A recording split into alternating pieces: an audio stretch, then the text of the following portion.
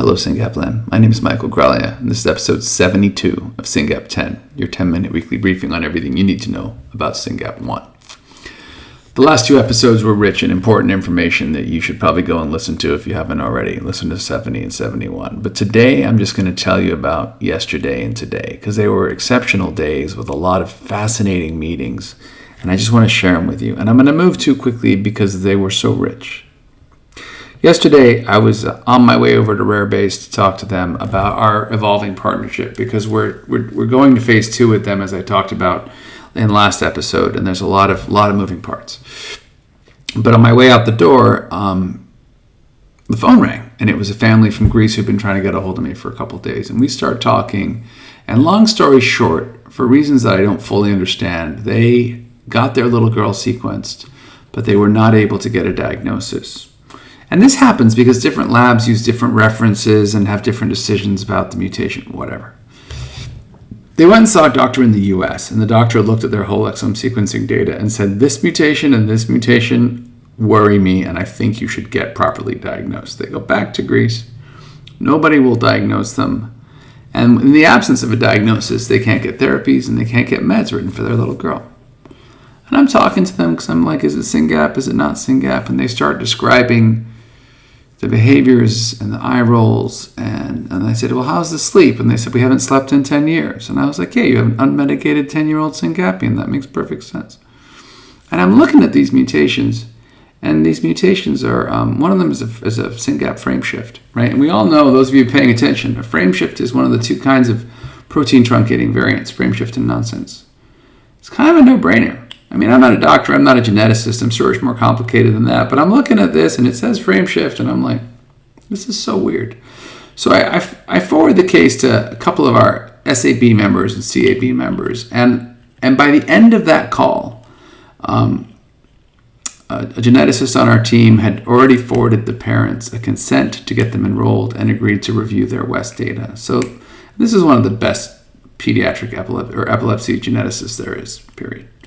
So that was amazing. And I was able to tell them before I hung up with them, hey, check your inbox, sign that consent.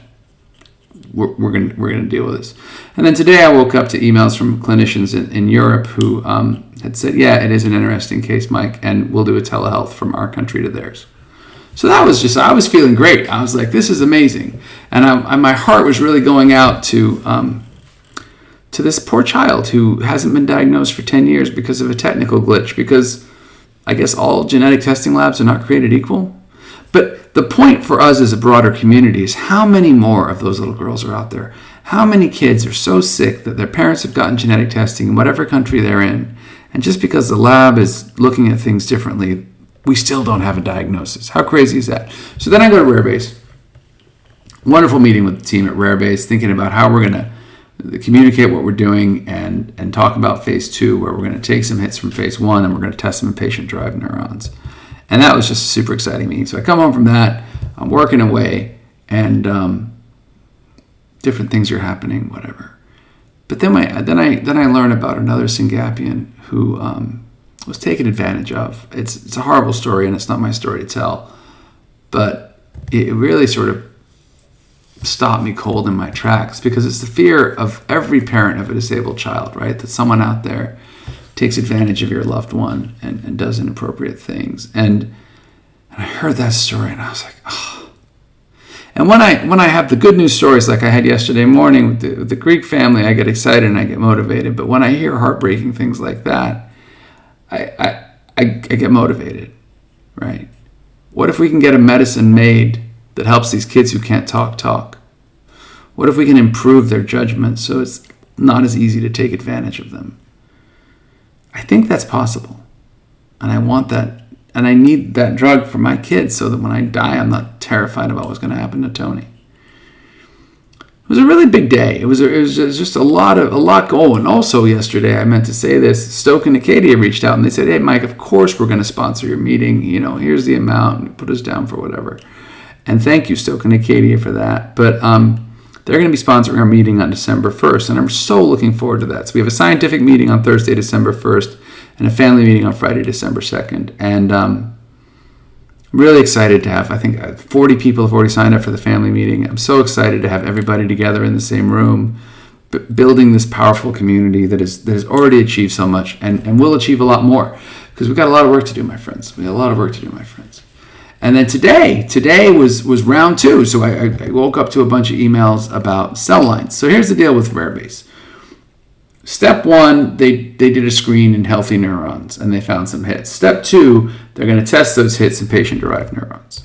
In order to have, because these things take time, in order to have patient-derived neurons, if you go back and listen to previous episodes, I've been talking about iPSCs for a while.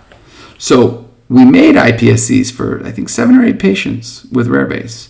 And now what we're doing is we're selecting a couple of those to test the hits in. But what's cool about making so many iPSCs is when I've talked to other drug companies and other academics, I've been like, hey, here's a list of 7 or 8 iPSCs. If you want them, Rarebase will just ship them to you. Open seat. And people have been like, what? Because I'm saving them months of work and thousands of dollars in doing that. And that's the point, right? We want to make it easier for more and more people and companies to work on Syngap 1. Because we don't care who wins. We just need a win for our kids. So there are so many requests for the cell lines at Rarebase that we actually had to go back there today, and we had to have another meeting about, okay, what's going on with this and what's going on with how much will it cost to make more of those, blah, blah, blah. Very cool meeting. Very exciting to me that the stuff we talked about, 5-6 months ago is actually happening and bearing fruit. Like the speed at which things are going down is incredible. I got a progress report today from Professor Zempleni in Nebraska, and it was pretty exciting.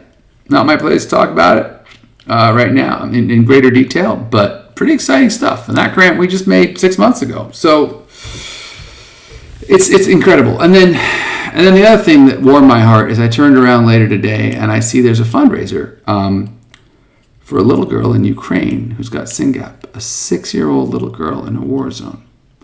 And this is heartbreaking and exciting all at once. So it's heartbreaking that there's a little girl with Syngap in a country that's suffering from a needless war. That's a bummer. But number 2, she's right next to the nuclear reactor, and the family's like, we got to get out of here. And so we have a Syngap family who has arranged for a place for them to stay just outside of the country. And we are working with other Syngapian families to help move this family to where they're going. But these things cost money. And so some of the leadership just put together a fundraiser and said, let's do this. And there's a fundraiser up. And I turn around and I'm like, oh, there's the organization that I lead doing a fundraiser. It's awesome. It's exactly what I would have wanted. Of course, we're going to do everything we can to help a poor little 6-year-old Syngapian girl in a frickin' war zone get to safety. Because we're making therapies for all the Syngapians, so we want her to get it too, right? It's just a crazy day when I think about a little girl in Greece who can't get a diagnosis and a little Syngapian in a war zone who I don't even know if she's getting her meds. And then I think about those cell lines flying all over the country. And I think about companies like Silk and Acadia making advanced genetic therapies that they're going to be putting in our kids soon. And I think about Dr. Zempleni thinking about really cool delivery mechanisms. It's the privilege of this work that I get to see all these moving parts. And it's the challenge of this work that I have no control over the order in which they come. Right? I go from like, I just hooked up a Greek family with an amazing geneticist, to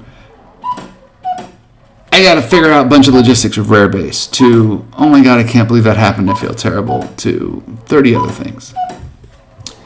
And my cuckoo clock's going off. It's 10 o'clock, in case anyone's wondering. Oh, it's 11 o'clock. But it's exciting, guys. Net.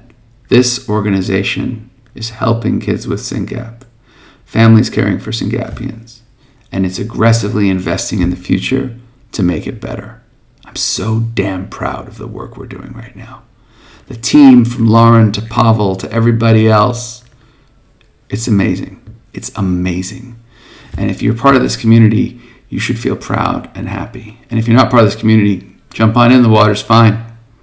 Thanks for being here. and I'll see you on December 1st in Nashville at our meeting.